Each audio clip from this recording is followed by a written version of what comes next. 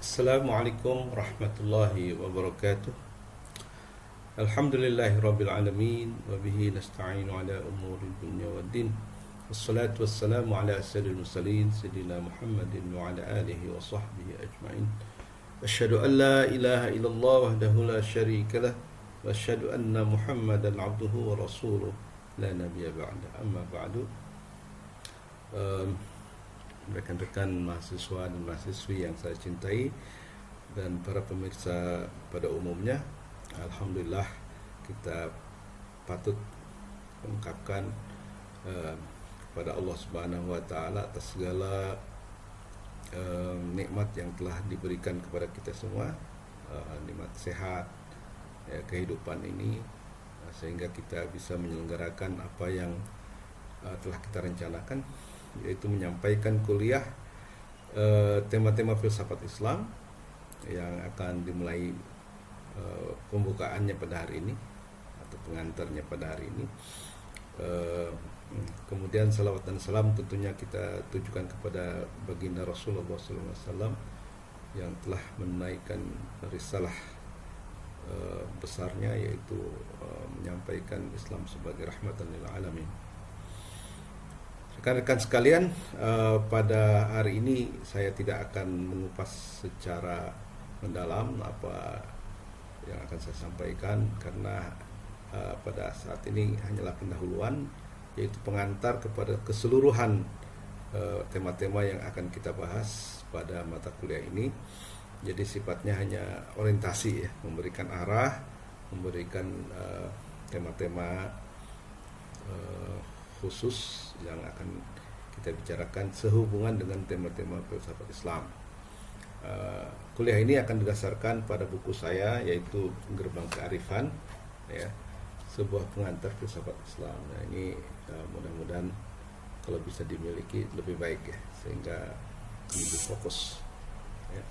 Selain ini tentunya ada banyak lagi buku-buku yang lain yang nanti akan saya singgung secara tertulis, pada mahasiswa, tetapi buku inilah yang akan menjadi buku utama, textbook untuk mata kuliah ini.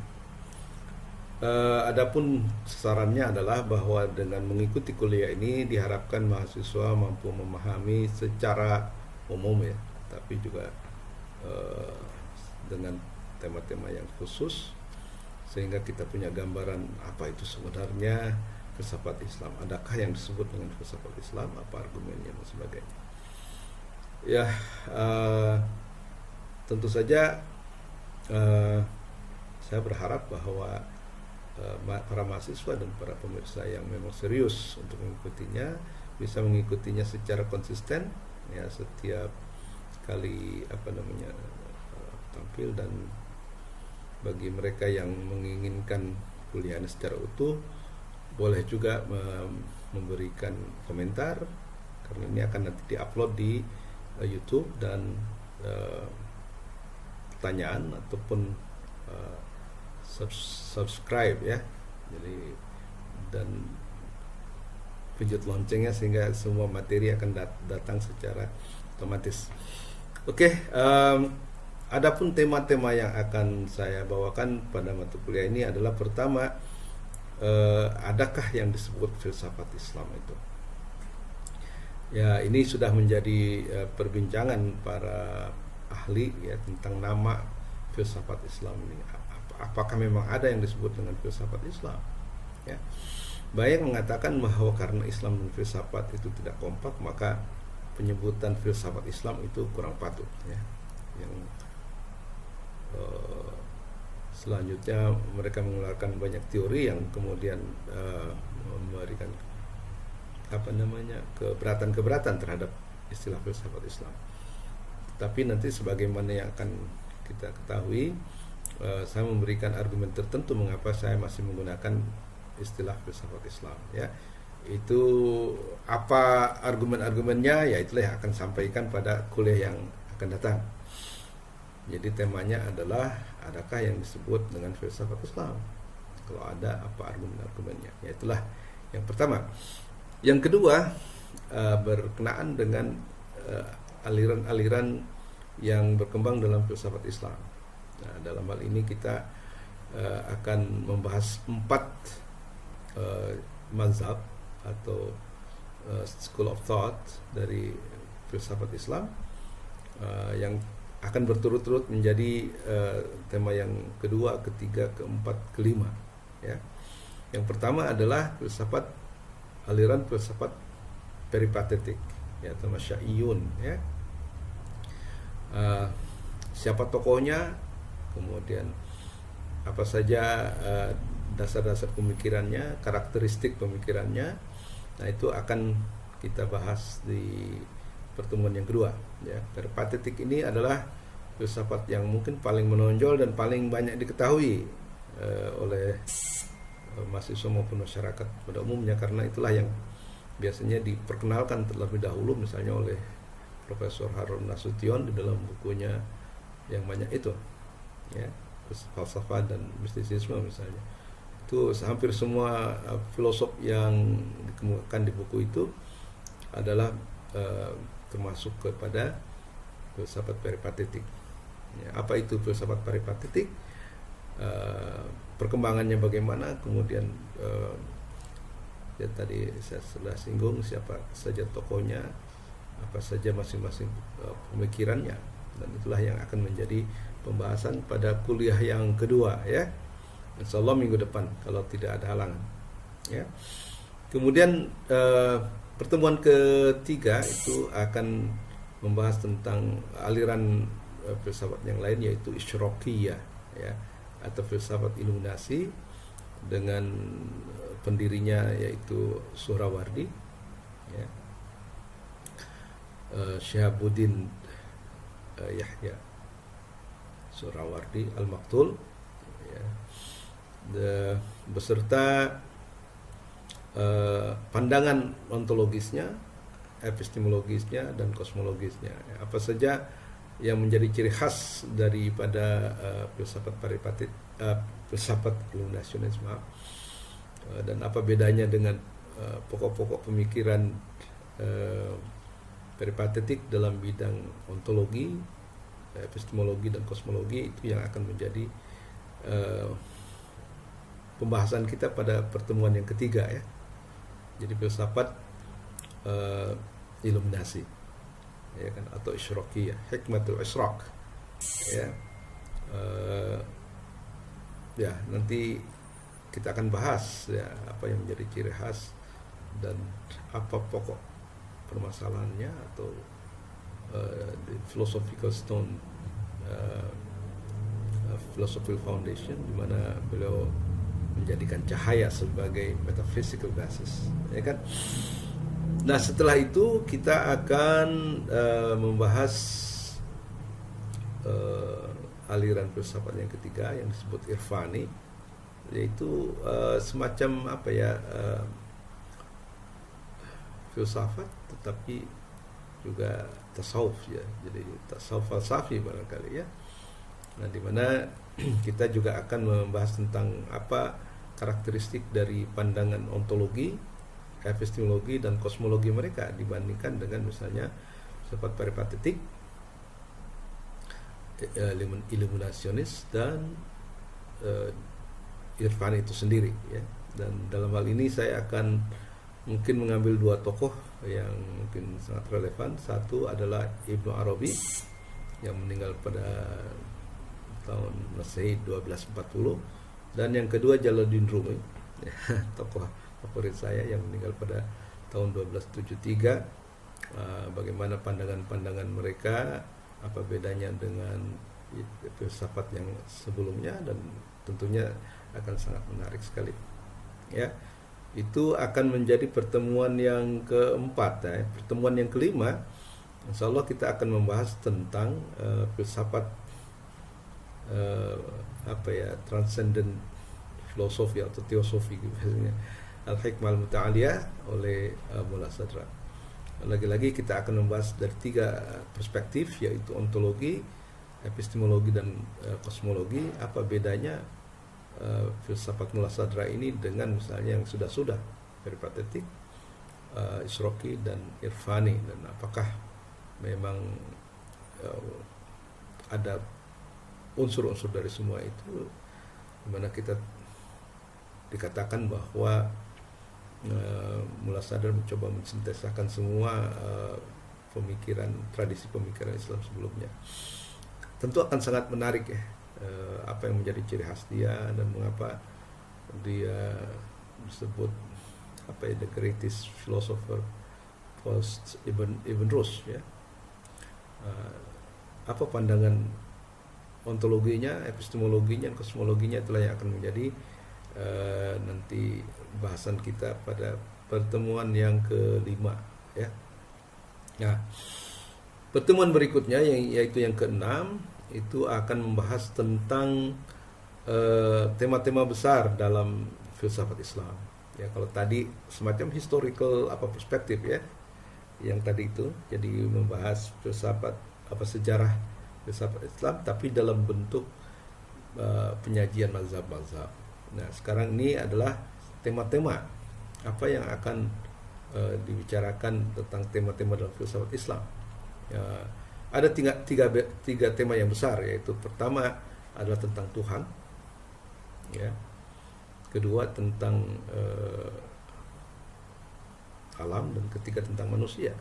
Jadi Tuhan, alam, dan manusia itu akan menjadi tema kita pada pertemuan yang ke-6 ya. Tapi kalau memang nanti terlalu panjang, akan kita sambung ke pertemuan yang ke-7. Tapi nanti kita lihat saja ya. Jadi tentang Tuhan itu apa sebenarnya pandangan filosofis tentang Tuhan? Apa bedanya dengan pandangan orang biasa seperti kita ya kan? Apakah ada perbedaan? Apakah mereka mengajukan satu konsep yang mungkin kurang sering dengar ya? Misalnya ada impersonal God versus personal God. Tuhan sebagai misalnya wajib wujud, ya, wujud yang niscaya, Tuhan sebagai cahaya, Tuhan sebagai wujud murni, Tuhan sebagai apalagi lah gitu ya, sebab pertama, dan itu menarik semuanya ya. Jadi Tuhan di dalam pemikiran filsafat kadang-kadang berbeda dengan Tuhan yang kita gambarkan, yang biasanya lebih berorientasi kepada teologis ya. Nah, tema yang berikutnya adalah tentang alam ya. Apakah itu alam, definisinya apa, hubungan alam dengan Tuhan, hubungan alam dengan manusia. Nah, itu akan menjadi pembahasan. Subtemanya antara lain misalnya, apakah alam ini sama sekali tergantung kepada Tuhan ya, apakah semua yang terjadi di alam ini berarti semuanya dikendalikan dan langsung dilakukan oleh Allah, ataukah seperti konsep yang lain bahwa Allah mengatur alam ini melalui hukum alam misalnya, secondary cause ya, seperti yang dipandang oleh misalnya Mu'tazilah dan para filosof ya kan. Jadi itu menarik ya, apakah alam itu sendiri punya jiwa, punya akal, yang punya sedikit kebebasan daripada apa yang ditentukan oleh Tuhan, atau bagaimana ya, apakah ada otonomi dalam alam, apakah semuanya tergantung kepada Tuhan sama sekali, apakah manusia juga seperti itu, apakah manusia itu sama dengan alam, apakah manusia itu mempunyai sedikit kebebasan atau bagaimana. Nah, inilah hubungan Tuhan dengan alam akan dibahas seperti itu. Kemudian juga tema-tema yang lain menarik juga, apakah Tuhan itu menciptakan alam melalui kehendak Dia atau sebagai keniscayaan logis saja. Karena Tuhan adalah seorang pemikir, maka dari pemikiran otomatis akan keluar produknya, itu alam. Jadi seperti matahari, dia mengeluarkan cahayanya, bukan berarti bahwa matahari memang menghendaki cahayanya keluar, tetapi itu sebagai keniscayaan logis. Nah, bagaimana bentuk penciptaan alam ini dalam hubungan dengan Tuhan, dan ini juga akan menjadi pembahasan ya. Kemudian apakah hukum alam atau sunnatullah itu memang benar ada, apakah Tuhan bisa merubahnya atau tidak. Nah, ini merupakan tema-tema yang menarik ya di dalam filsafat Islam. Nah, kemudian tema yang berikutnya adalah manusia. Nah, apakah manusia ini hanya satu bagian dari alam? Apakah dia merupakan bagian istimewa yang mempunyai karakteristik berbeda misalnya dengan alam yang lainnya? Nah, apakah kalau misalnya alam dikatakan tunduk kepada Tuhan secara terpaksa ataupun sukarela, apakah manusia juga begitu? Apakah manusia punya pilihan yang memang real atau sebenarnya pilihan semua yang sebenarnya tidak ada? Nah, ini juga satu pandangan yang menarik ya, satu tema yang menarik ya. Jadi hubungan Tuhan. Apakah takdir misalnya? Apakah takdir itu bahwa semua hidup kita dari A sampai Z sudah ditentukan oleh Tuhan dan tidak bisa dirubah oleh manusia? Atau apakah takdir itu adalah sesuatu yang bisa kita ubah atau kita pindah darinya? Nah, pengertian takdir ini dan kemudian juga hubungannya dengan tawakal ya, atau tawakul, apakah tawakul dan doa itu punya efek atau tidak ya di dalam mengubah nasib kita. Nah, ini adalah tema-tema yang menurut saya sangat menarik. Kemudian apakah manusia itu mempunyai tipe ideal yang disebut insan kamil? Lalu kalau iya, apa itu insan kamil? Dan insya Allah ini akan dibahas juga. Juga ada istilah bahwa manusia itu theomorphic being. Jadi maksudnya Tuhan dicipta dalam image Tuhan ya, sehingga manusia itu mempunyai kesamaan dalam hal misalnya sifat dengan Tuhan walaupun tidak dalam hal zat ya kan? Nah, inilah tema-tema yang menarik sebenarnya tentang hubungan tema-tema besar dalam filsafat, yaitu Tuhan, alam, dan manusia. Nah, kalau itu sudah 3 berarti itu yang ke-9 ya. Terus yang ke-10 kita akan membahas tentang hubungan filsafat dan yang lain-lain. Hubungan filsafat misalnya dengan sains. Apa kedudukan filsafat dalam sains? Apakah filsafat dan sains itu sesuatu yang terpisah dalam tradisi ilmiah Islam? Dalam tradisi ilmiah Islam, jadi bukan dalam tradisi Barat. Apakah filsafat adalah induk dari semua ilmu, di mana dia menjadi metaphysical basis untuk sains? Nah, ini menarik ya kan? Terus apa ciri khas daripada sains itu ya kan? Apakah sains bisa independen ataukah dia tidak bisa independen terhadap yang lain ya? Jadi di situ kita akan membahas tentang hubungan filsafat dan sains. Kemudian juga kita akan mencoba menelaah tentang hubungan filsafat dan agama. Ya, bagaimana hubungan filsafat dan agama? Apakah bisa dikompromikan? Apakah bisa disintesakan? Apakah mereka merupakan dua entitas yang saling berbeda dengan metode yang berbeda seperti yang dinyatakan oleh misalnya Abu Sulaiman Sijistani, atau dia bisa diintegrasikan seperti pandangannya Al-Amir? Ya, ini nanti kita akan bahas ya di dalam di dalam pembicaraan kita nanti pada bagian tadi berapa 10 ya kalau tidak salah ya. Nah, jadi bagaimana hubungan agama dengan filsafat ya? Kalau agama kan berdasarkan pada wahyu dan filsafat berdasarkan kepada akal, sedangkan sains berdasarkan kepada indera. Dan apakah ketiga sumber ini ya, indera, akal, dan wahyu atau intuisi, itu bisa diintegrasikan dalam tradisi ilmiah Islam? Inilah yang akan kita bahas ya kan. Nah, kemudian tema yang berikutnya adalah hubungan antara filsafat dan mistisisme atau tasawuf ya kan. Nah, kalau tadi antara akal dengan wahyu, sekarang ini antara akal dengan intuisi, karena pengalaman mistik itu berdasarkan pada intuisi atau disebut qalbu, hati. Nah, bagaimana perbedaan pendekatan antara filsafat dan tasawuf ya kan? Apa sumbangan masing-masing terhadapnya, dan bagaimana kelemahan daripada pendekatan filosofis dan keunggulan daripada pendekatan sofistik ya. Nah, setelah itu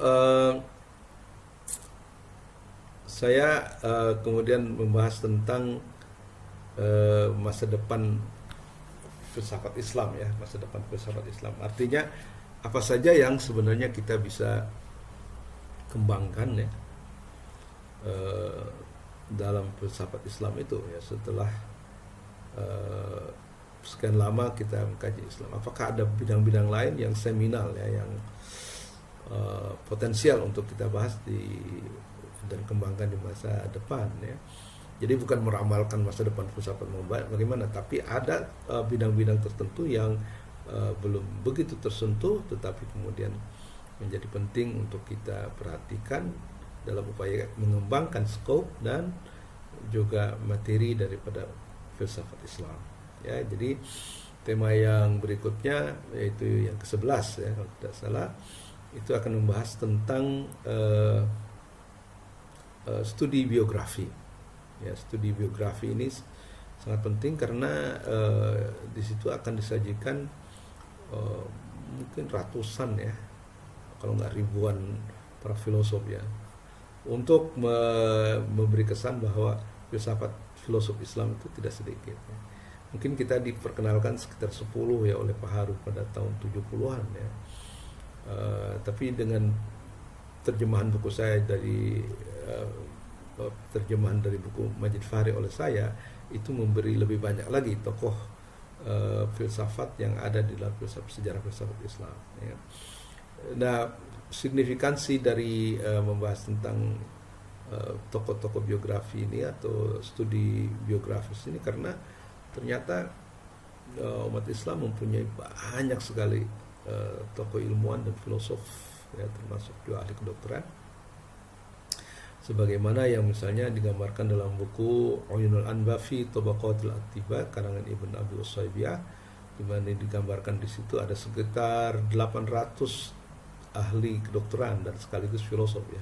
Karena pada saat itu biasanya ahli kedokteran itu tidak bisa memahaminya kecuali melalui filsafat. Jadi Al-Kindi, Al-Farabi dan sebagainya itu. Nah, itu apa namanya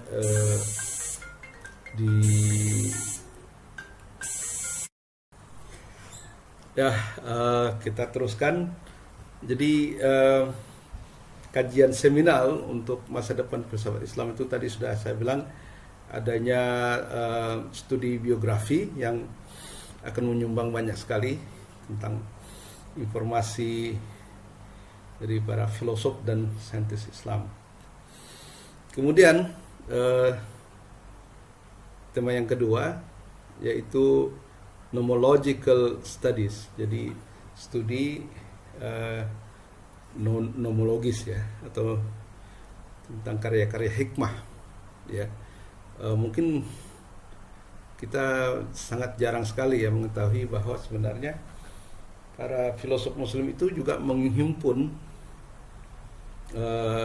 wise sayings ya, atau hikmah dari para filosof, baik itu filosof muslim maupun Yunani ya, dimana kita melihat di situ filosof lebih mengarah kepada practical wisdom ya. Jadi biasanya filosof kan sangat teoritis gitu. Tapi di situ di dalam wise sayings itu mereka memberikan contoh bagaimana seorang filosof hidup dan bersikap misalnya kepada sesama temannya. Jadi bukan hanya saying sebenarnya, tapi anekdot ya atau nawazir yang itu berupa kisah-kisah berhikmah ya kan. Dan itu sangat menarik sekali, dan sebenarnya tradisi ilmiah Islam telah menghasilkan banyak sekali karya-karya seperti itu ya. Misalnya saja disertasi saya itu kan Mukhtasar Siwanul Hikmah, dan itu kumpulan dari 60 filosof Yunani dan 13 filosof Muslim yang mana mereka himpun di dalam kitab tersebut ya. Banyak sekali kata-kata mutiara yang hebat-hebat, dan mungkin satu kata mutiara bisa mengilhami seseorang untuk bisa menulis sebuah karya. Misalnya pernyataan dari Anaximenes kalau nggak salah bahwa al-huznu aridun faqtil matlub wa fawtul matlub, misalnya bahwa kesedihan itu terjadi karena hilangnya yang dicinta dan luputnya yang didamba. Misalnya itu telah mengilhami Al-Kindi untuk menulis sebuah kitab Al-Hilah li Dafil Ahsan, seni menepis kesedihan.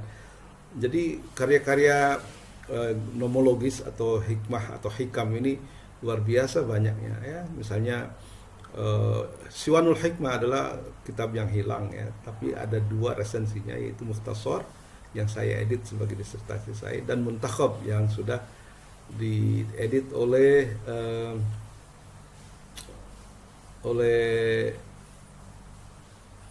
siapa nih, dari Mesir itu, Abdurrahman Badawi ya kalau tidak salah. Seperti itu. Jadi dengan demikian maka sebenarnya kajian-kajian hikmah ini sangat luar biasa, dan ini jarang sekali dikenal ya oleh umat Islam, sehingga perlu sekali untuk diangkat dan menjadi sebuah kajian yang menarik sebenarnya ya. Jadi ada macam kitab yang mengumpulkan lebih utama hikamnya itu ya, kata-kata mutiaranya itu. Ada juga yang lebih menekankan pada biografi ya, seperti misalnya Mukhtar Hikam Muhammad Hasanul Kalim, karangan Mubashir Ibnu Fatih, itu bukan hanya kata-kata hikmahnya tetapi juga biografi dari orang-orang yang sangat awal, misalnya Nabi Sis ya, yang merupakan putra dari Nabi Adam, dan kemudian Hermas atau Idris ya. Jadi ini sangat menarik sekali sebenarnya untuk dikaji pada masa yang akan datang ya, di mana kata-kata mutiara itu bisa memberikan wawasan ya, bagaimana hidup secara filosofis, asirah al-falsafiyah gitu. Itu sangat menarik sekali. Dan oleh para filosof muslim seperti Ibnu Maskawi, bahan-bahan ini justru dijadikan sebagai bahan-bahan pelajaran etika ya. Nah, setelah itu ada satu sub bahasan lagi ya, tentang Islamic Science. Jadi tentang sains Islam, yang itu sangat menarik, dan kita bisa telusuri dari per bidang, misalnya di bidang matematik, di bidang fisika, di bidang geografi, geometri dan sebagainya ya. Dan kita sebenarnya punya khazanah yang sangat kaya dengan karya-karya dan juga prestasi-prestasi ilmiah, baik di bidang empiris maupun teoritis berkenaan dengan natural sciences ya. Jadi ini sangat patut sekali kita kembangkan di masa depan, sehingga kemudian kita bisa menambah wawasan tentang betapa luasnya sebenarnya filsafat Islam itu ya. Jadi filsafat Islam itu tidak diceraikan dengan sains, atau sains tidak diceraikan dengan filsafat, tetapi semuanya merupakan satu kesatuan, seperti yang digambarkan oleh Ibnu Sina dalam Asy-Syifa, di mana Asy-Syifa itu mengcover bukan hanya ilmu teoritis tapi juga praktis, tapi juga di dalam ilmu teoritis itu ada logika, ada fisika, ada matematik dan metafisik. Nah, dan sejumlah prestasi dan karyanya akan sangat menarik insyaallah ya. Kemudian ada lagi satu sub tema, yaitu filsafat perennial ya. Filsafat perennial ini juga perlu kita kaji, karena apa? Kenyataannya bahwa para filosof perennial itu, walaupun mereka banyaknya orang Eropa gitu, tapi mereka sudah masuk Islam melalui tasawuf tentunya ya. Ada siapa lagi nih, Wittgenstein, Martin Lings ya kan, Titus Burckhardt dan sebagainya ya. Dan mereka menyumbang tulisan-tulisannya yang luar biasa ya, karena mereka itu juga René Guénon ya, gurunya yang lain-lain itu, dan mereka menulis sebagai filosof perennial, di mana mereka mengkaji agama-agama yang lain, tetapi pada akhirnya banyak dari mereka masuk Islam gitu. Jadi tetap kita akan bisa memasukkan mereka sebagai filosof muslim walaupun dengan latar belakang yang berbeda. Pada umumnya mereka memiliki tarekat ya, dan hidup dan berpikir sebagai ahli metafisika ya. Dan sumbangan mereka luar biasa, karena mereka itu adalah orang yang mencoba keluar dari kekeringan spiritual di Eropa, dan mereka bangkit dengan suatu pandangan yang perennial, yang sebenarnya lebih inklusif ya, tapi toh mereka memilih Islam sebagai tokohnya. Di antara yang orang Muslim yang masuk itu adalah Syed Hussein Nasr ya. yang juga merupakan murid dari Joshua. Yang terakhir adalah tentang filsafat pasca Ibn Rushd dan filsafat modern daripada filsafat Islam, ya. Jadi ada semacam anggapan bahwa setelah Ibn Rushd meninggal, filsafat Islam itu juga ikut punah, ya. Tetapi mungkin benar, ya, kalau kita melihat filsafat Islam sebagai jembatan antara peradaban Yunani kuno dan filsafat modern, ya. Tetapi kalau kita lihat filsafat Islam sebagai dirinya sendiri, gitu, maksudnya dari perspektif Islam itu sendiri, sebenarnya filsafat Islam tidak pernah mati, bahkan hingga saat ini, ya. Di saat misalnya gempuran dari Al-Ghazali dan Fakhruddin Ar-Razi mungkin melemahkan posisi filsafat peripatetik, tetapi justru Al-Ghazali itu sendiri memberikan sumbangan yang luar biasa kepada munculnya aliran lain, yaitu Isroqi, ya. Jadi kalau Al-Ghazali menulis Mishkatul Anwar, di mana dia berbicara tentang metafisika cahaya, maka Suhrawardi menjadikan cahaya sebagai basis filosofisnya, ya, dan pengaruh Al-Ghazali sangat luar biasa. Sedangkan peripatetik, ya, memang walaupun di negara Sunni mungkin menurun, tapi di Iran tetap dipertahankan. Misalnya munculnya tokoh Nasiruddin Tusi, ya, di mana dia membela filsafat Ibn Sina dari serangan misalnya Al-Ghazali dan juga Shahrastani dan juga Fakhruddin Ar-Razi, ya. Jadi ketika Fakhruddin Ar-Razi memberikan syarah kepada Al-Isyarat wa Tanbihat, menurut pandangan Nasiruddin Tusi itu bukan syarah tapi jarh, jadi kritik. Makanya dia menulis kritik lagi terhadap pandangan Ar-Razi tentang Ibn Sina. Jadi dihidupkan lagi.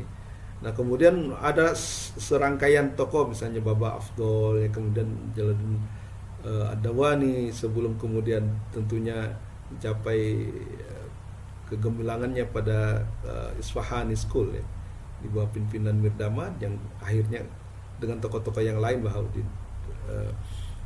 Astiani dan kemudian Findirisky, dan yang paling penting adalah bahwa Mir Damad melahirkan seorang filosof besar yang kemudian memisahkan diri dari sudut mazhabnya, yaitu Mullah Sadra dengan transcendent teosofi atau al-hikmah al-muta'aliyah. Jadi ini adalah sesuatu yang patut kita lakukan, ya, bahwa filsafat Islam tidak berhenti pada Ibn Rushd, tetap terus berlangsung. Nah, kemudian kita tahu juga di situ bahwa setelah Mullah Sadra itu ada Al-Kashani, ya kan, yang menantunya Al-Lahiji, kemudian juga ada pada awal abad ke-19 itu ada Ahmad Ahsoi, kemudian pada penghujung abad ke-19 ada Mullah Hadi Sabzawari, yang muridnya yaitu Ali Akbar Yazdi itu adalah guru daripada Ayatullah Khomeini. Dan kita tahu bahwa Ayatullah Khomeini juga mempunyai murid-murid yang luar biasa, misalnya Murtada Mutahari, kemudian Mehdi Hairi Yazdi, Al-Amini dan sebagainya. Jadi insya Allah kita akan membahas tentang ini rangkaiannya, ketersambungan tradisi filsafat Islam di dalam bahkan sampai dunia kontemporer. Nah, itu saja yang mungkin saya bisa berikan pada saat ini, ya, sebagai pengantar kepada keseluruhan mata kuliah tema-tema filsafat. Mudah-mudahan bermanfaat. Billahi taufiq wal hidayah. Wassalamualaikum warahmatullahi wabarakatuh.